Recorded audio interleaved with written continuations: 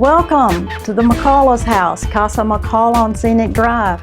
Dudley and Marlene McCalla welcome you. Bienvenidos a nuestra casa. Nuestra casa es tu casa.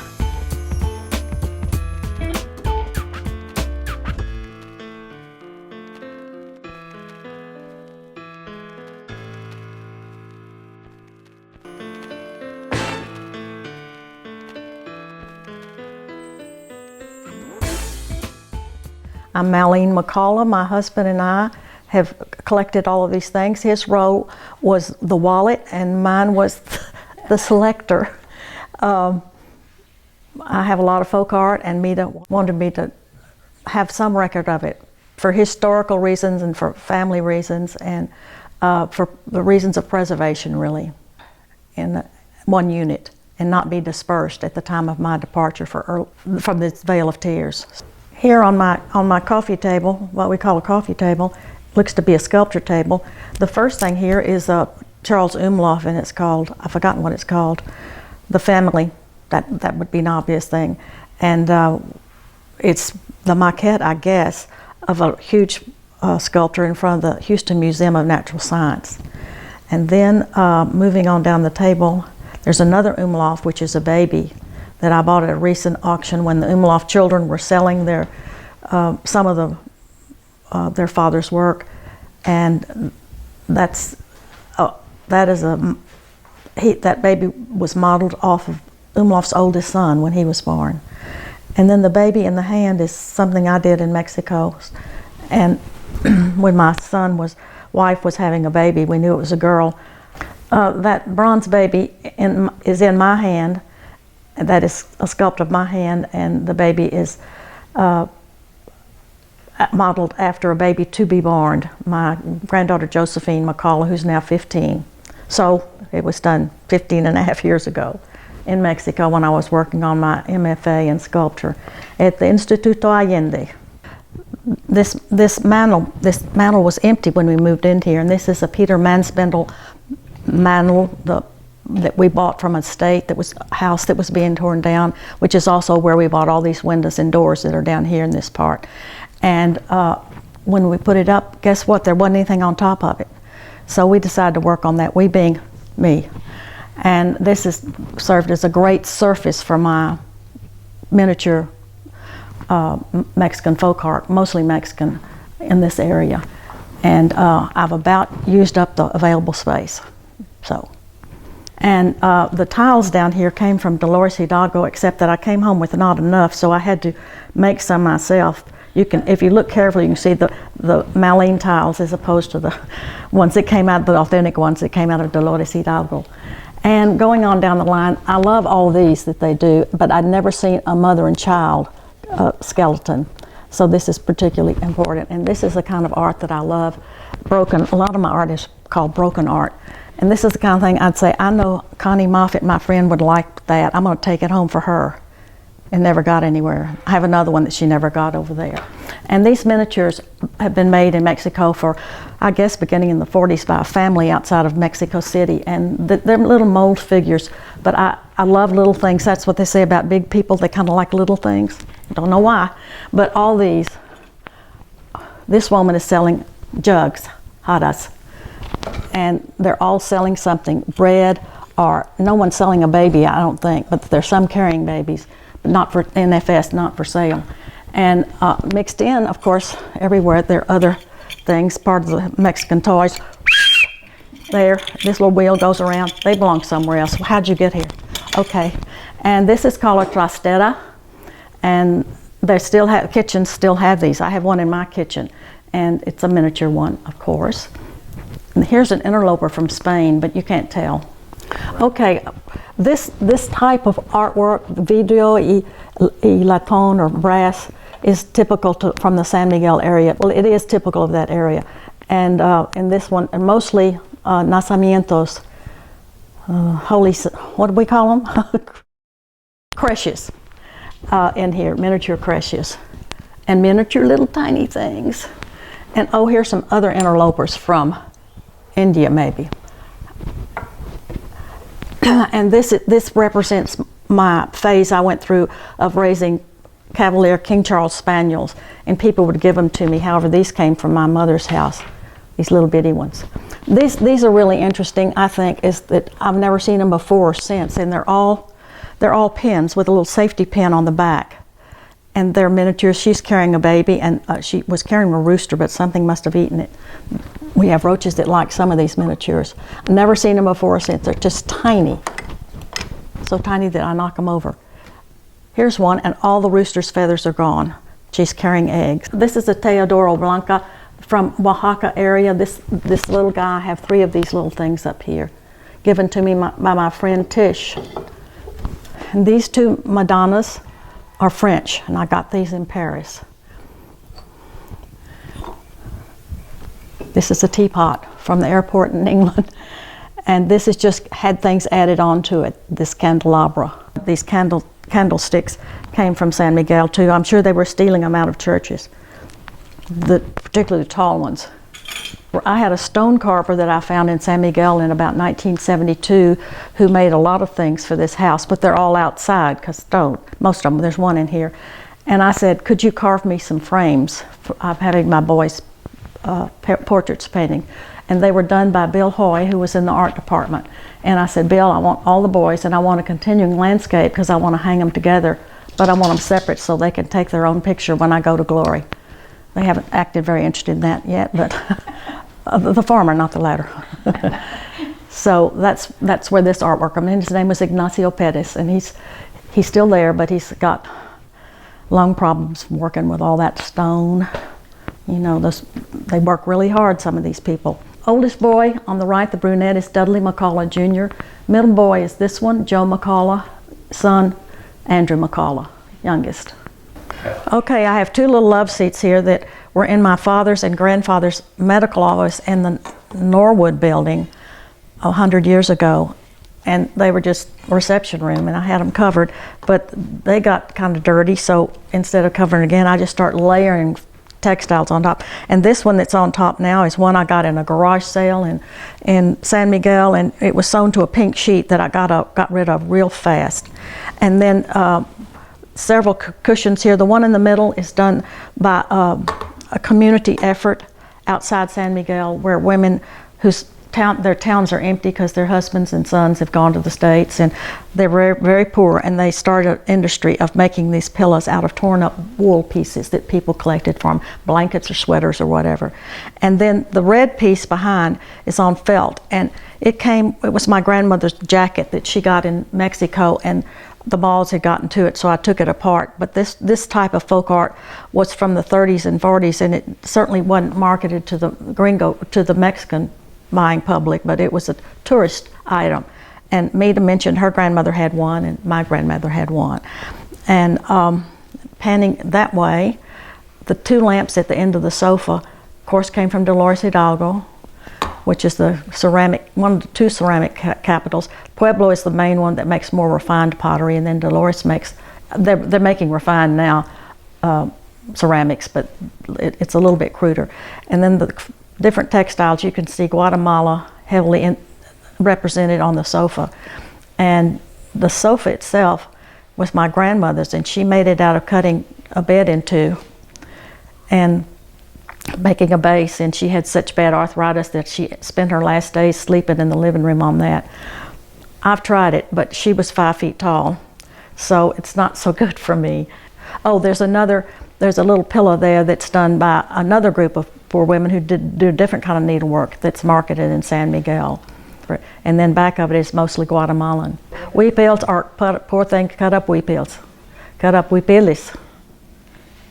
And then the rugs, an Afghanistani friend of mine who lived in Washington during the Russian occupation of Afghanistan, many of his friends were destitute, and he said, I'll help you sell your rugs or whatever. So they sent them to him, and he came here, and I didn't have any rugs in here. And he said, you need some rugs. And I said, no, I don't need any rugs. Yes, you do.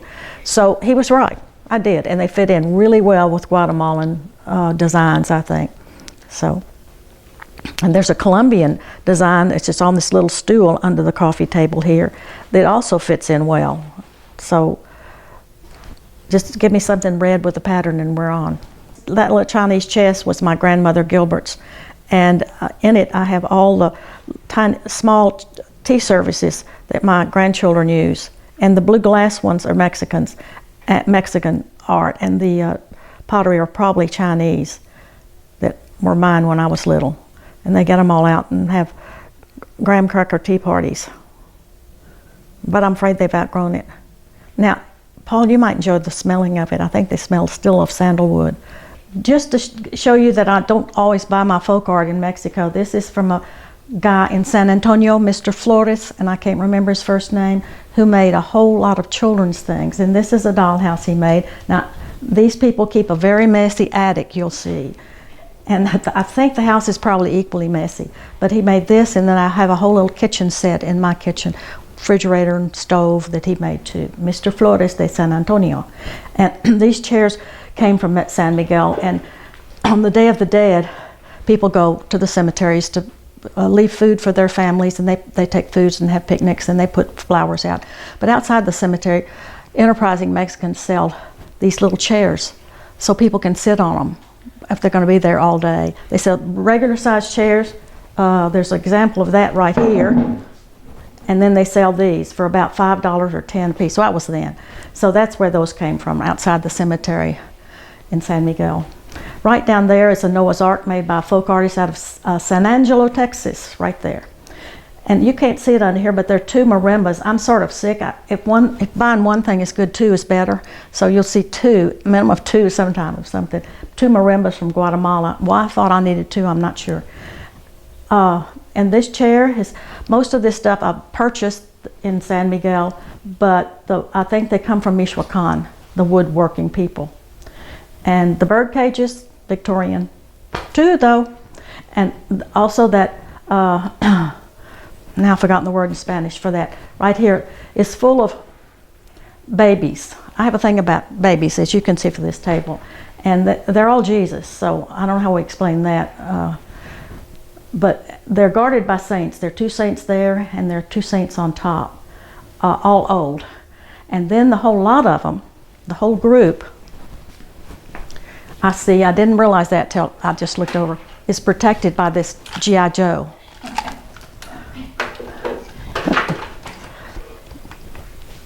And this cat right here came from Venezuela, I think, or Colombia, via Houston. He's on wheels, so if you want to, you can pull him around. I don't want to. This, when I was taking sculpting, I had to have an independent study project, and so I designed this tree. And I did it here and videoed it and sent the project in its video form back to San Miguel.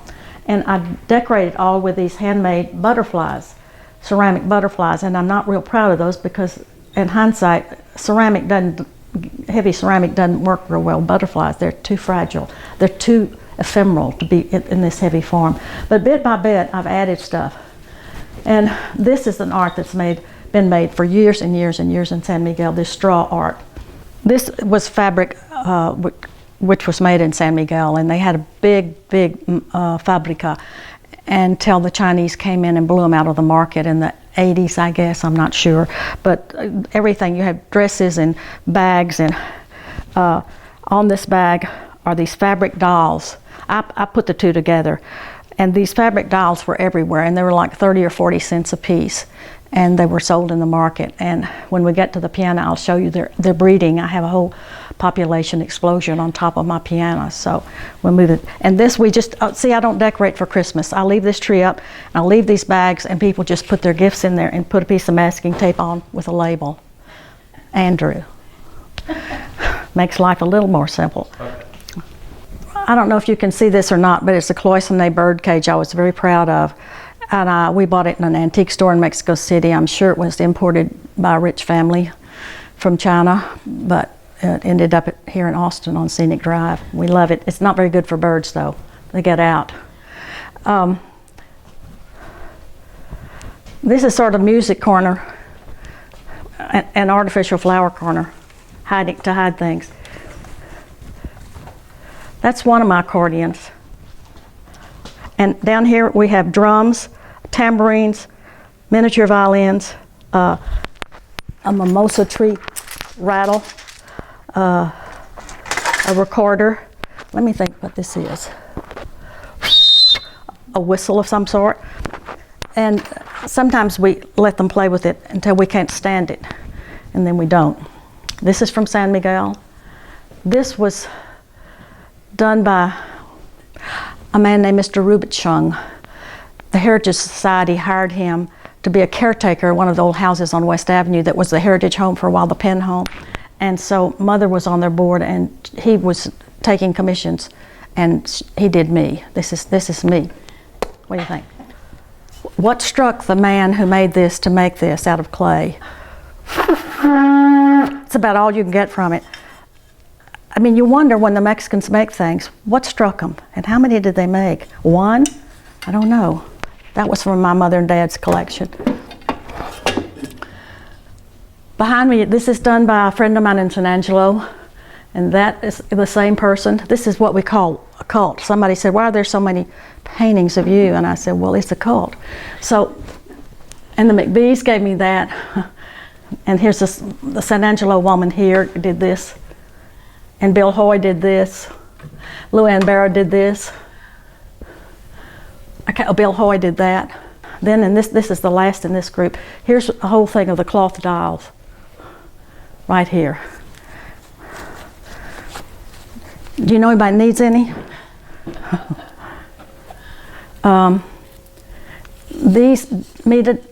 These are gourd rattles, and I think they're exquisite because they carve animals and flowers and birds on them.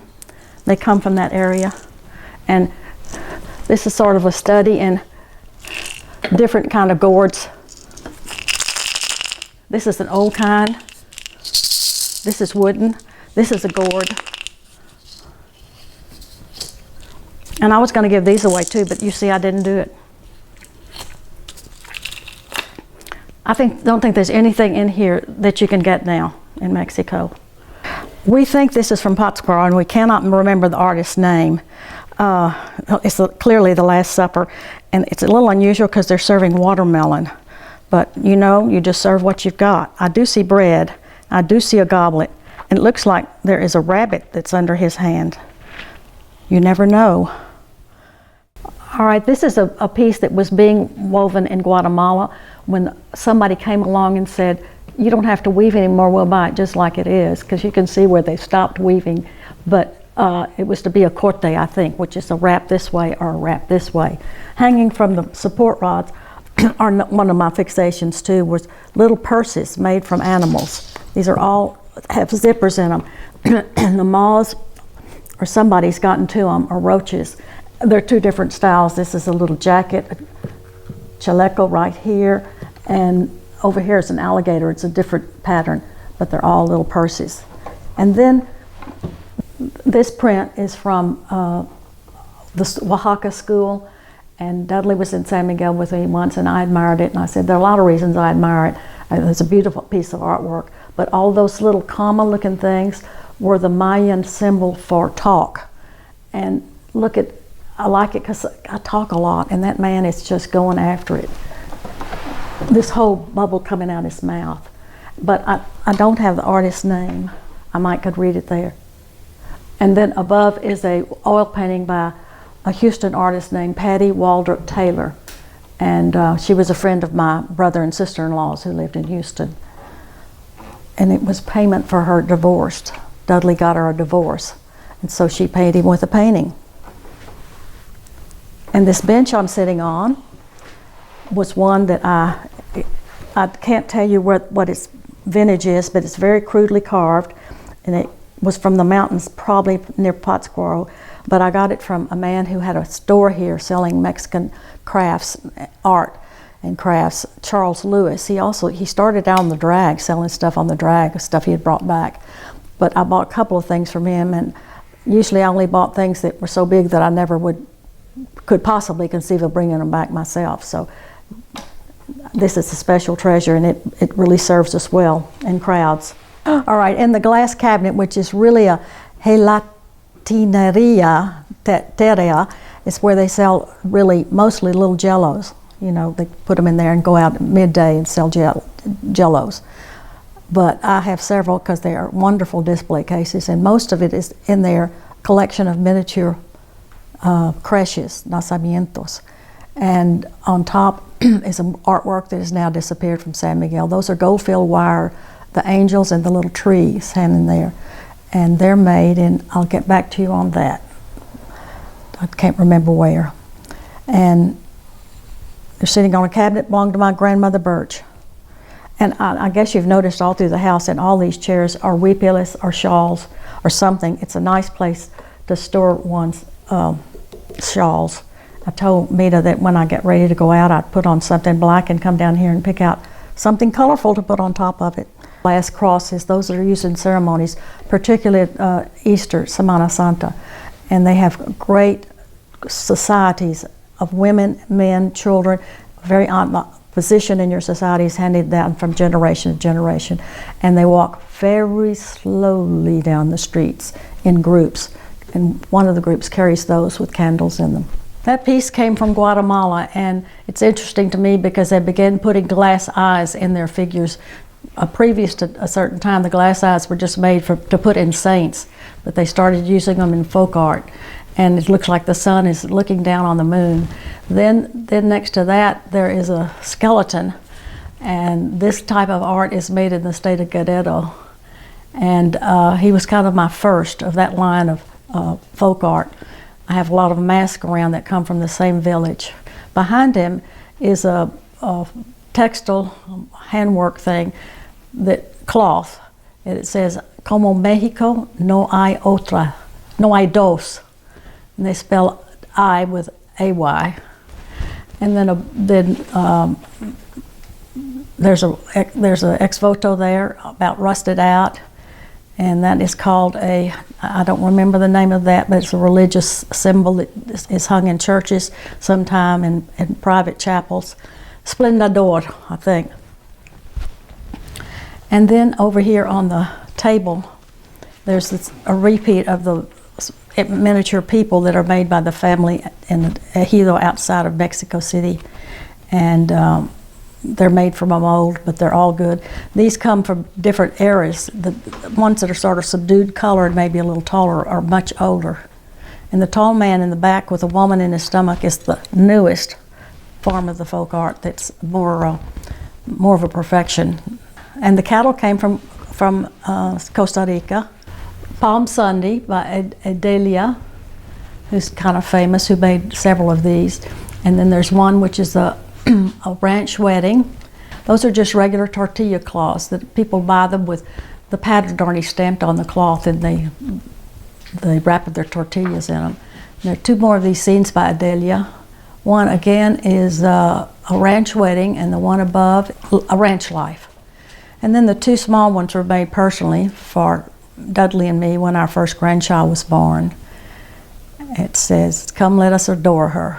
And then the portrait in the middle is a copy of a watercolor that was done, one of many done by a man named Peterson, who did all the native costumes of the Guatemalan tribal groups. We don't call them tribal groups, communities. And that's from Patzitzia. And it's the only thing painted is the background, the face, and her hands. The rest is tiny needlework. And it was purchased not in Guatemala, but in El Salvador.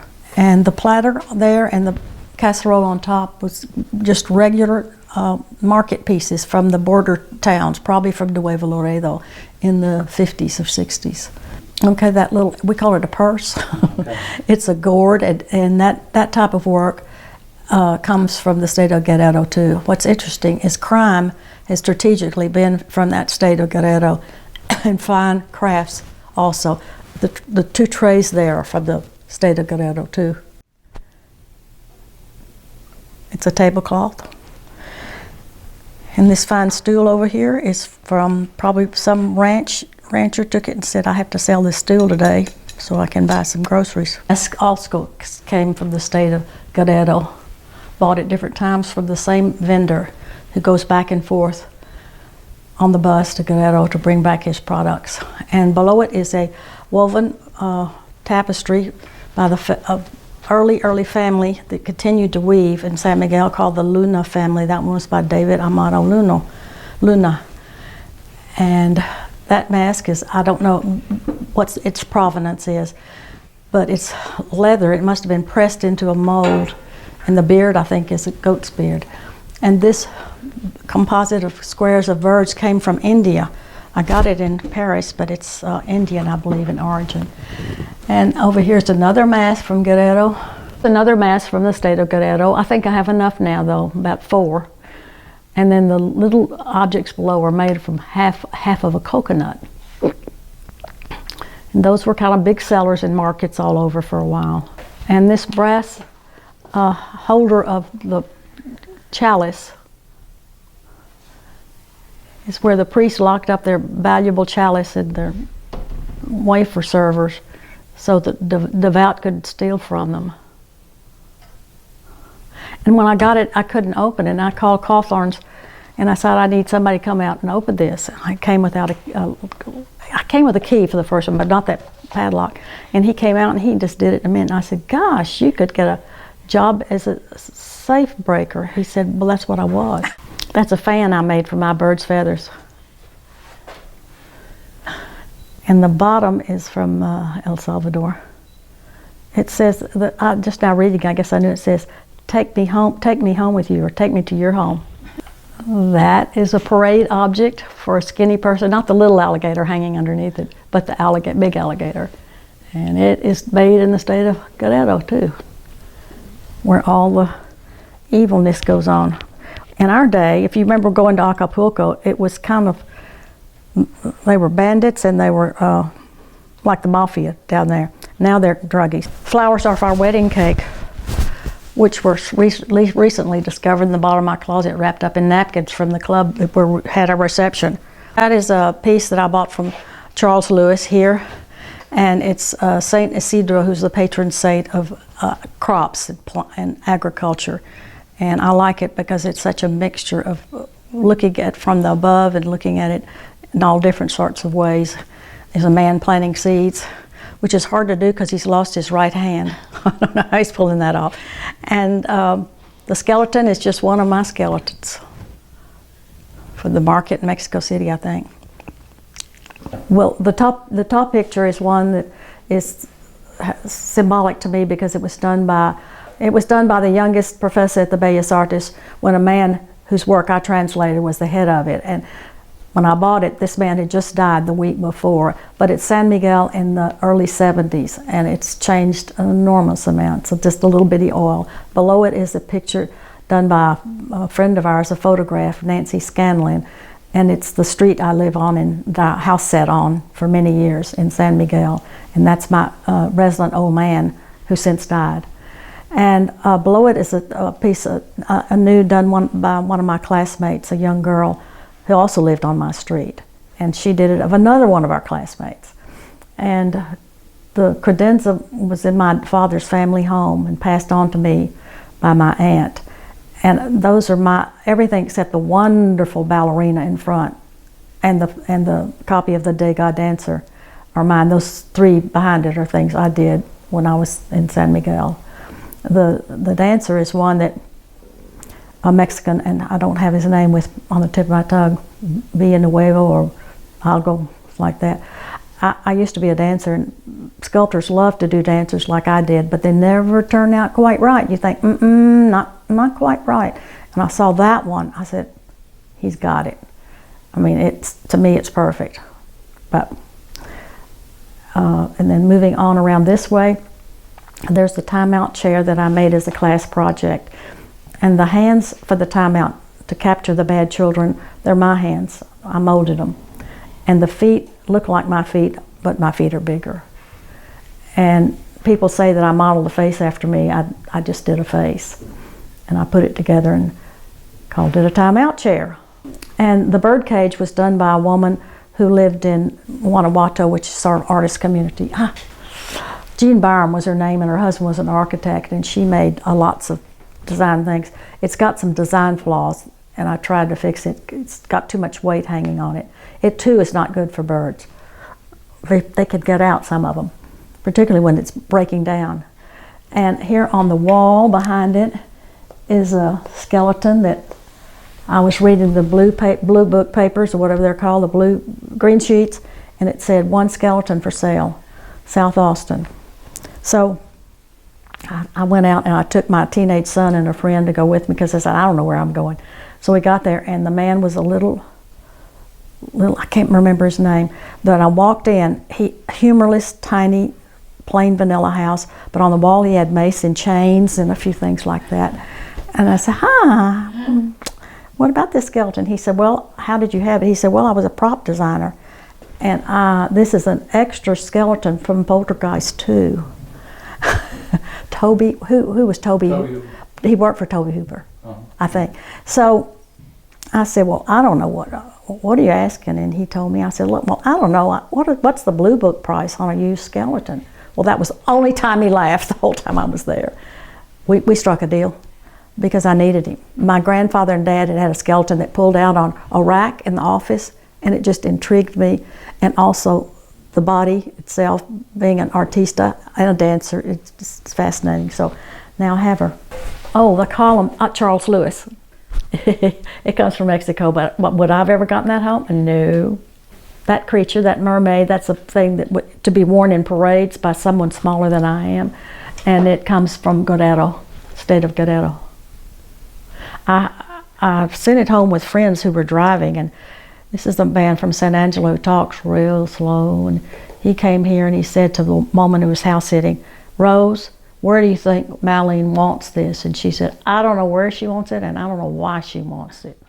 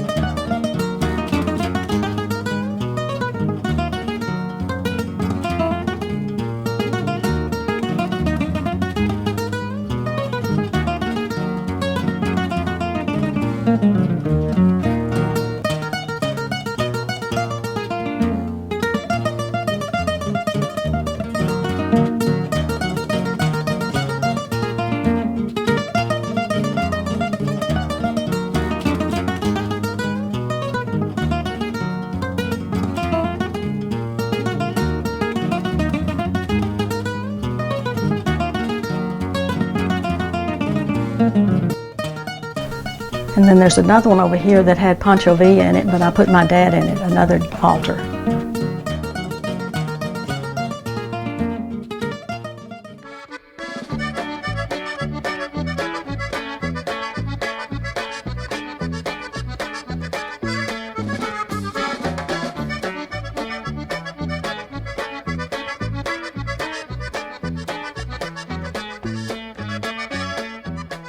Okay, the roosters were given to me by a friend who's now dead, and they're from Mexico, I think.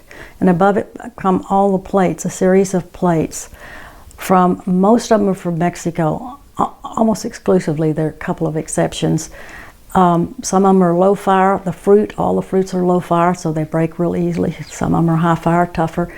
As I pointed out, the Pueblo plates got more design and they're sturdier. And coming all the way over to this side, there are a couple of French, Spanish, and Portuguese in here. And when you get to the top of this, Capula ware. It's low fire, but handy. This is Jalisco. This is Fred. This is, these are two examples of the border pottery that's sold. Any border town was selling this stuff. This is a casserole.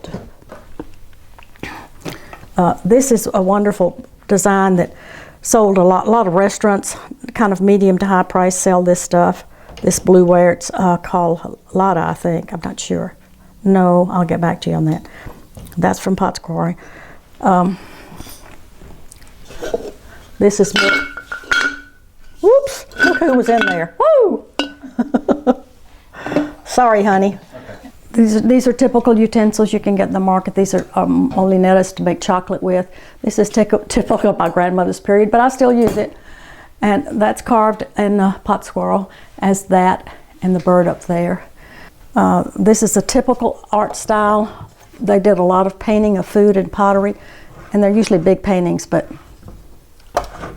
that's all I can carry home and pay for. And this is my father, graduating Penn Med School.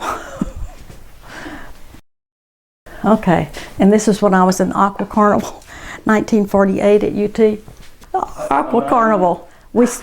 Tex Robinson had all these gimmicks, and they had bathing beauties and UT swimmers in diapers, really. And then they had this little kids race, and Joe and I were put in. Now, this is something I'm really proud of, that tee.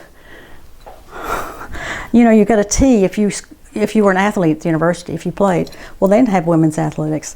And when Title IX went in and they brought a director of women's athletics, which was Donna Lopiano, they had a big reception and I helped plan it. And at the end she gave me that. I said, why? And she said, well, you were in the Turtle Club and there was no interscholastic league.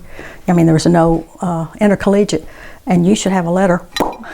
I mean, people say, where'd you get that tee? And that's a diploma from the Sorbonne, and that is from the University of Texas. This turtle is the same kind of thing. It's the type of where you could get on the border when we all used to go to the border and go shopping, and now we can't go to the border and go shopping, so there are no shops there because there are no people to buy. So it's kind of sad for everybody. It was a great business for lots of Mexicans who brought things. They were made in Laredo or very close, and they had a nice business going. Yeah. This is the same stuff. This is the kind of stuff you could get on the border for a very, we call, reasonable price. Okay. What else is in here? Woo! There's some other stuff. We'll just close that door.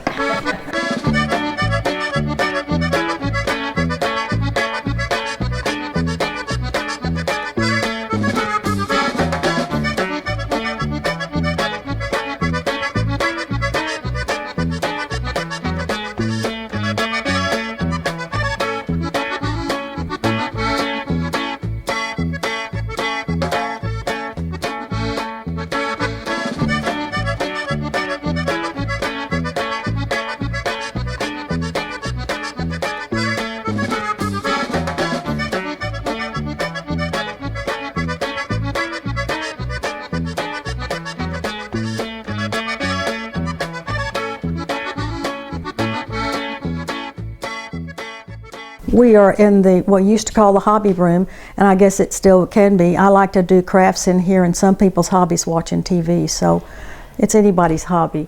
I'm starting over here. This watercolor was done by one of my classmates in Mexico, who's now living there and making her living as a potter. That is not easy to do, but she's doing it. And then up at the top is a woodcut by Sterling Dickinson, who was one of the early gringos who came in with Cosillo de Pomar, set up the Bellas Artes and then later the Instituto Allende, and contributed greatly to the town of community of San Miguel. He started a baseball team for little boys and was wonderful. And then another Bill Hoy there, and down here is a woodcut by Martin Baranoff, who taught on the UT art faculty. He died very early. That came from my mother's, and I've forgotten the artist of that one. Underneath is another Bill Hoy. To the right of that is a photograph of our middle son, Joey, working at Texas French Bread.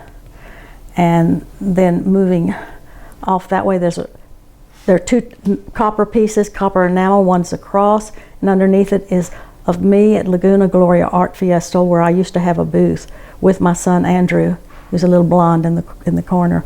To the right is one by Carrie O'Quinn, one of my growing up friends who lived in Manhattan and now in LA in show business, did some horror films. To To the right, down at the bottom, is a Bill Hoy picture of a ship up on land. Above that is Azalchi, who was an artist in the 40s in Mexico of some note. Above that, to the right, is a white project of mine, white core board, foam core board of a design for a fountain. This table by my side is one that was ceramic tiles done by a factory that was very popular in San Antonio in the 30s and 40s that did a lot of tiles that you would see in hotels and in the little set-in hotels in Texas, South Texas, and places like that. And that table was the metal I got on Red River, which was the place you got junk. And then I put the tiles in from Mexico. And I'll tell you, this is a screen that was made by an artist in San Miguel whose name is Renato Algo, and I can't remember it right now, his last name. And it's called the Lidia del Toros. And I never could get quite straight what lidiar means, but I think it means to annoy or to harass cattle in efforts to round them up. But at the same time I got this screen, I found a little tiny kitten on the street and brought her back to the house I was staying in, and she began to annoy the dog, chasing him and jumping on him, and so her name became Lydia. So that's the end of that story. I had to feature several folk artists in San Miguel for my thesis, and he was one that I said that I felt like his work would prevail, and he seems to be doing quite well in San Miguel. This is one of the 3 screens that I have like this that a woman brought up from San Miguel. She got them in a little town outside of San Miguel is famous for making this kind of work, doing this kind of work, and she was trying to sell them and she couldn't sell them, so she gave them to me because I had the shofar in my house. But it's a very popular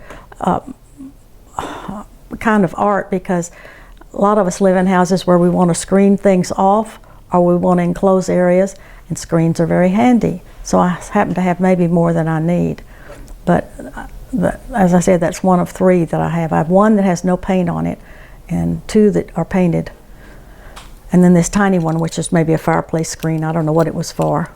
Right now it's screening my kill. But not everybody has a kill that needs screening, so it screens whatever you need to screen. A little town outside San Miguel, there's a group of wood carvers that do this sort of stuff. You know, once they catch on to something, they do it until they get tired of it. And if you saw something you liked, you should buy it, because when you go back and say, where are the screens, they'll say, oh, they're finished. We don't do those anymore.